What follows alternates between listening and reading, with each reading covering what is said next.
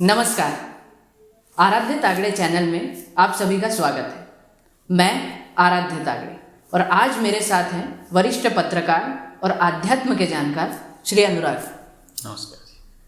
आज अनुराग जी से मैं ज्ञानगंज के बारे में बात करने जा रहा हूँ, तो चलिए शुरू करते हैं। अनुराग जी, सबसे पहले आपका स्वागत है। धन्यवाद। मेरा पहला प्रश्न आपसे ये है कि ज्ञानगंज क्या है? देखिए, ज्ञानगंज के बारे में बहुत सारे मिथक है और ज्ञानगंज को शांग्रीला और बहुत सारे अलग अलग नामों से भी जाना जाता है। सिद्धाश्रम के नाम से भी जाना जाता है और आध्यात्म के जो पिपासु है उनके लिए ज्ञानगंज यानी जिसको बोल सकते हैं कि बहुत बड़ी ऐसी वस्तु या चीज़ है कि जहाँ पे जाना सबका एक सपना होता है। ये मैं आपको बता दूं, ये हिमालय क्षेत्र में है और ख़ास तौर पे आपके दर्शकों को बता दूं कि ये हिमालय क्षेत्र में है और इसके बारे में कहा जाता है कि दो जगह से यहाँ पे जाया जा सकता है।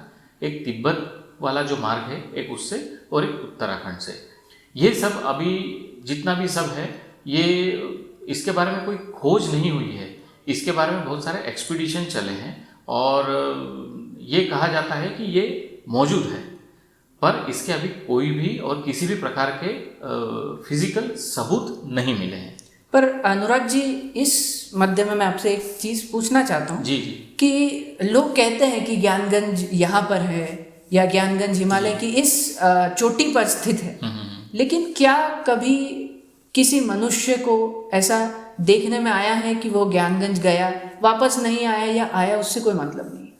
नहीं, ये मैं आपको बता दूं, वेदों में भी और जिन्होंने ऑटोबायोग्राफी ऑफ योगी पढ़ी होगी, जो कि बहुत ही प्रसिद्ध किताब है अध्यात्म से रिलेटेड, तो इसमें विदेशों से लेके भारत में इसमें ज्ञानगंज के बारे में जिक्र है। इतना ही नहीं, हमारे इसको रिलेट भी किया गया है, हमारे वेदों से भी रिलेट किया गया कि ज्ञानगंज है और इसके बारे में स्पेसिफिक बताया गया है कि कैलाश पर्वत से, भारत से लगी हुई जो सीमा है कैलाश पर्वत की, उस ओर कहीं ज्ञानगंज है। अनुराग जी, आइए बढ़ते हैं दूसरे प्रश्न पर। जी।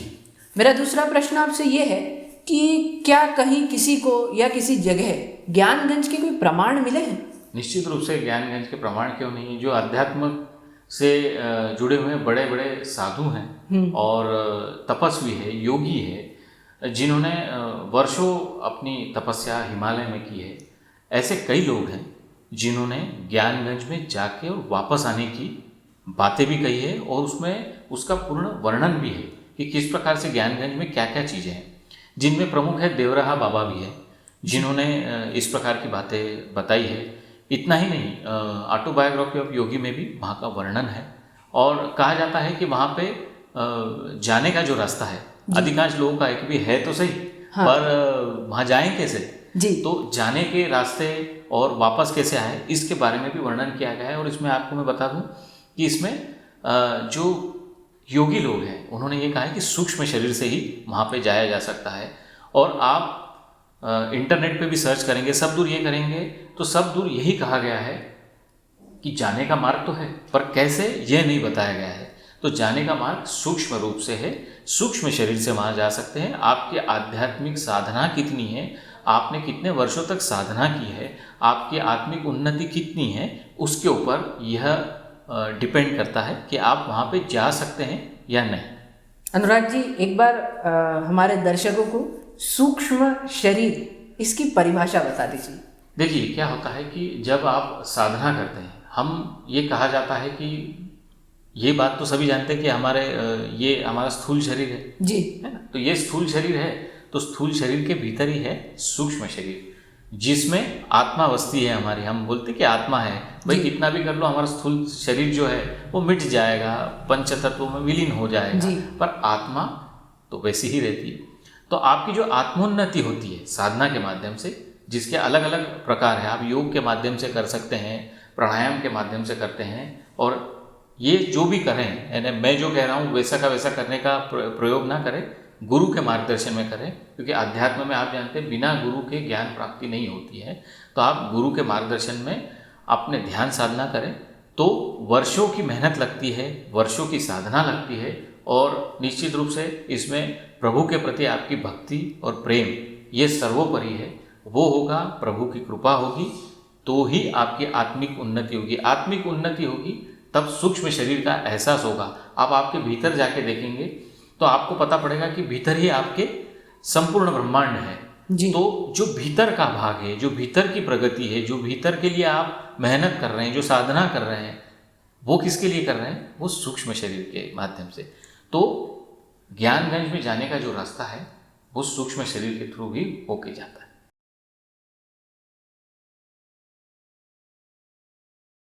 अनुराग जी, अब मैं आपसे तीसरा प्रश्न पूछना चाहता हूँ। जी। मेरा प्रश्न ये है कि आपने अभी हमसे ये बताया कि बहुत से साधक, बहुत से योगी ज्ञानगंज गए हैं, कुछ वापस आए हैं, कुछ वहीं रहे हैं। तो क्या उनके आप कुछ वर्णन हमें बता सकते हैं कि ज्ञानगंज जाने पर कैसा दिखता है ज्ञानगंज? क्या है आखिर ज्ञानगंज? देखिए, सबसे पहले तो मैं बता दूं कि मैं अभी भी साधनारत हूँ। मेरी कोई भी इतनी प्रगति नहीं हुई है कि मैं आपको ये बता सकूं कि मैं ज्ञानगंज होके आया हूँ या ये आया हूँ। पर जो सुना है, जो हमारे गुरु हैं उनसे जो सुना है और जो उनका साथ मिला है, उनसे जो सुना है वही बात मैं बता रहा हूँ। अभी भी मैं आपके सामने बिल्कुल निश्चित रूप से ये कह सकता हूँ कि मेरी साधना अभी मात्र 1% भी नहीं हुई होगी कि मैं ज्ञानगंज के बारे में बात भी कर सकूँ। पर चूँकि ज्ञानगंज को लेके बहुत ज़्यादा कन्फ्यूजन है, खास तौर पे युवा लोगों में बहुत ज़्यादा कन्फ्यूजन है और बहुत ज़्यादा लोग इसके पीछे लगे रहते हैं कि सही में ज्ञानगंज है कि नहीं या क्या है। पर हमारा वीडियो भी इसी बारे में है कि लोगों का कन्फ्यूजन दूर करे, कि लोग जो लगातार इसके बारे में कई प्रकार के वीडियो भी इंटरनेट पे उपलब्ध है, तो सभी तरह की जो संभावना है या जो भी लोग इसके बारे में ये लगा रहे हैं कि नहीं ये ऐसा है वैसा है, तो उसको क्लियर करने के लिए हमारा यह वीडियो है। देखिए, ज्ञानगंज को लेके एक जो मिथ चला आ रहा है, मैं जो शुरुआत से कह रहा हूँ, हॉलीवुड की फिल्म थी एक 1930-40 के आसपास बनी थी, और जिसमें ये वर्णन किया गया था कि भी एक फ्लाइट जाती है और तिब्बत के आसपास के एरिया में जाके वो फ्लाइट उनकी ख़राब हो जाती है, वहाँ उतरते हैं वो, और वहाँ पे कई तिब्बती लामाओं के साथ वो ऐसी जगह पे जाते हैं कि जहाँ पे उम्र का कोई ये नहीं होता, जहाँ पे टाइम का कोई मतलब नहीं, रुक सा जाता है समय। तो वहाँ से ये बातें चली। उसके बाद अच्छा, ये जो है वो एक किताब के आधारित पे, तो किताब में व्यक्ति की क्या कल्पनाएं रही होगी, क्या लिखा होगा, उसके ऊपर से सब चीज़ें लिखी गई हैं जी। पर इसके बावजूद लगातार कई किताबों में, कई अनुभवी साधु संतों ने, कई तपस्वियों ने इसके बारे में, ज्ञानगंज के बारे में लिखा है। तो केवल सिर्फ फिल्म की बात नहीं है, ये साधु संतों के अनुभव की भी बात है।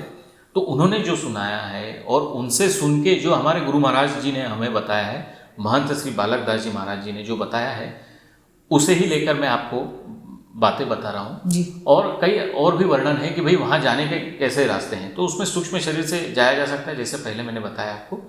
तो सूक्ष्म शरीर से जाया जाता है ना, यहाँ पे उसमें कई प्रकार के, सब ने अपने अपने तरह से उसको परिभाषित किया है। कई लोग ये बोलते हैं कि उसके माध्यम से ही विश्व की सत्ता चलती है, वही है जगह कि जो पृथ्वी का केंद्र बिंदु है, जहाँ पे मैग्नेटिक फील्ड काम नहीं करती है, इस प्रकार की बातें भी हैं। और ये भी कहा जाता है, उसमें कई लोगों ने यह वर्णन भी किया है कि जब अमेरिका ने जापान के ऊपर परमाणु बम, जो एटम बम का इस्तेमाल किया था, उसके पहले भी एक कोई मीटिंग हुई थी वहाँ पे, जितने साधु संत उनको बुलाया जाता है, उनसे मीटिंग की जाती है और विश्व में क्या हो रहा है क्या नहीं हो रहा है ये पहले से वहाँ पता होता है। तो जितने साधक होते हैं उनको वहाँ बुलाया जाता है। इस प्रकार का वर्णन भी है। पर मैं इस बात को अपनी तरफ से सत्यता के पैमाने पे कितनी सही है कितनी गलत है मैं अपनी ओर से बिल्कुल नहीं कहूँगा इसमें। जहाँ तक आध्यात्मिक पक्ष है वहाँ पे एक वर्णन ऐसा भी मिलता है कि जिसमें साधक जो है वो वहाँ तक कई लोग घूमते घूमते चले गए, वहाँ पे तलाश में चले गए, तो उनको वहाँ पे अंदर बुलाया भी गया। तो कई लोग ऐसे थे कि जो बाहर बैठे रहे, 1-2 दिन तक वहाँ साधना करते रहे, तब उनका जो ओरा होता है, जैसे हम साधना करते समय बोलते हैं कि हमारे 7 रंग जो होते हैं ओरा के, तो उसमें ओरा में उनको डिफरेंस देखने मिला, फिर कुछ कंपन महसूस हो रही। और जब फिर उन्होंने आंखें खोली तो सामने से कोई श्वेत वस्त्रधारी साधु आए और उन्हें अंदर आने के लिए आमंत्रित किया। कैलाश के पास में अंदर आने के लिए आमंत्रित किया। ज्ञानगंज में? जी जी, ज्ञानगंज के बारे में बात कर रहा हूँ मैं। तो उसमें आमंत्रित किया और वो जब चल रहे थे तो उन्हें ऐसा महसूस हो रहा था कि वो चल नहीं रहे, धरती से कुछ थोड़ा सा ऊपर है।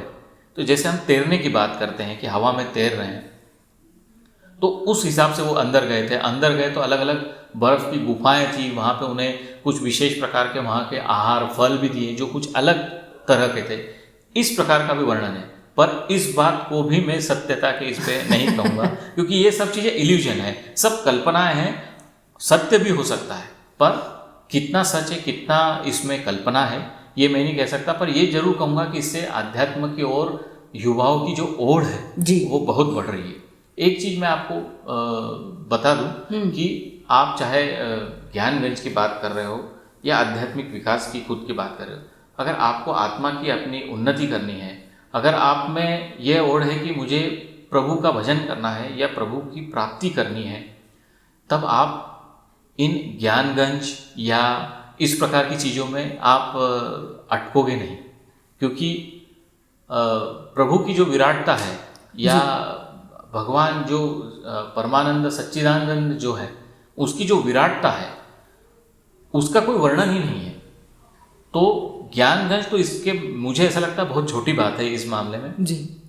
क्योंकि हमारे गुरु महाराज भी ये कहते हैं कि अगर आप वहाँ जाओगे तो बड़े बड़े साधु मिलेंगे, आपको साधना करते हुए मिलेंगे जिनकी उम्र का आप अंदाजा नहीं लगा पाओगे। तो फिर आपके मन में आएगा ये चीज़ कि भाई हम तो कुछ भी नहीं, जैसे मैं बता रहा हूँ कि मैं तो मात्र 0.1% भी मेरी साधना नहीं होगी, ये नहीं होगी। तो आप में कहीं ना कहीं मन में ये बात आती है कि अरे यार हम तो बिल्कुल भी ये साधना तो बहुत छोटे हैं, इस प्रकार की भावना आती। तो ऐसे आपको कई अनुभव आएंगे और कई ऐसी चीज़ें वहाँ पे ऐसा देखने को मिलेगा, ऐसा साधु संतों का कहना है। पर ज्ञानगंज है, ये मैं बिल्कुल कहूँगा कि ज्ञानगंज है और कैलाश के पास में ही है। ये बात साधु संतों ने कही है और बार बार कही। एक तरीके से आपने जो कहा तो ये कहा जा सकता है कि हर एक साधु हर एक संत का ज्ञानगंज का अपना एक अलग ही कह सकते हैं वर्जन है। हर एक को ज्ञानगंज की अलग अनुभूति हुई है, जैसे ईश्वर तत्व की हर एक प्राणी को अलग अलग अनुभूति होती है। क्या हम ये कह सकते हैं? बिल्कुल कह सकते हैं, क्योंकि देखिए अध्यात्म का रास्ता कैसा है, आपका ऐसा कि खुद का खुद में प्रयोग करना है। जी बिल्कुल। भीतर जाना है तो आपको ही जाना है, कोई दूसरा आपके भीतर तो जाके साधना नहीं कर सकता। तो आपको खुद की साधना खुद ही करनी है। तो ये आपका मार्ग है। प्रभु के प्रति आपका प्रेम, आपकी प्रगाढ़ता कितनी है, आपका विश्वास कितना है, इन सब बातों के ऊपर सब चीज़ निर्भर करता है। पर एक बात निश्चित है, हिमालय जो है वो विश्व का आध्यात्मिक केंद्र है, इस बारे में कोई दो राय नहीं है। आपको ज्ञान की प्राप्ति के लिए, साधना के लिए जाना है तो बरसों बरस से साधु संत साधक हिमालय जाते रहे हैं और जाना भी चाहिए। क्योंकि वहाँ पे जो देवभूमि कहा जाता है, हम जैसे उत्तराखंड को और हिमाचल और जहाँ से ये लगा हुआ है देवभूमि है और वहाँ पे देवों का वास है, तो निश्चित रूप से वहाँ पे ज्ञान की प्राप्ति कई साधु संतों को हुई है। और ज्ञानगंज भी उसका एक पार्ट है और सबके अलग अलग। अब कई बार क्या होता है कि आध्यात्म में भी फैशन का दौर चलता है, जिसको देखो उसको ज्ञानगंज की बातें करता रहता है कि भाई ज्ञानगंज है, ये ऐसा है, ये वैसा है। तो मेरा उद्देश्य यही है कि इस फैशन परस्ती को तोड़ा जाए। ज्ञानगंज कोई हमारा अंतिम लक्ष्य नहीं होना चाहिए। ज्ञानगंज आपका एक शुरुआती दौर हो सकता है, उससे कई कई करोड़ों गुना प्रभु का स्वरूप है, प्रभु की विराटता है और आध्यात्म उससे कई ये है। मैं कहूँगा ज्ञानगंज तो ये अध्यात्म के समुद्र में एक बूंद मात्र है। जी बिल्कुल अनुराग जी, जैसा कहा जाता है कि ईश्वर की प्राप्ति के अरबों मार्ग है, कौन सा मार्ग चुनना है ये आपके ऊपर। वैसे ही ज्ञानगंज एक मार्ग है ईश्वर तक पहुँचने का, ये अंत नहीं है, ये है, ये सत्य है। तो अनुराग जी, मैं आपको धन्यवाद करना चाहता हूँ कि आपने हमारे दर्शकों के सामने ज्ञानगंज के बारे में बात करी। एक आखिरी आपसे मेरी विनती है जी कि आपने जैसे अभी बोला कि यूथ में एक ट्रेंड जिसे हम बोलते हैं, मैं भी यंग जनरेशन में आता हूँ, तो यूथ में एक ट्रेंड चला है अध्यात्म में, ज्ञानगंज, शांग्रीला, शाम्बाला जिसे यूथ में कहा जाता है।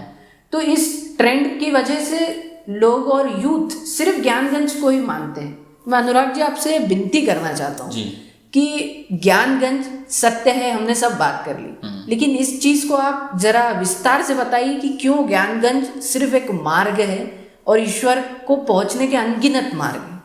देखिए क्या होता है कि मनुष्य की जो बुद्धि होती है वो तो भगवान द्वारा निर्मित है, तो उसकी सोच भी वहीं तक है।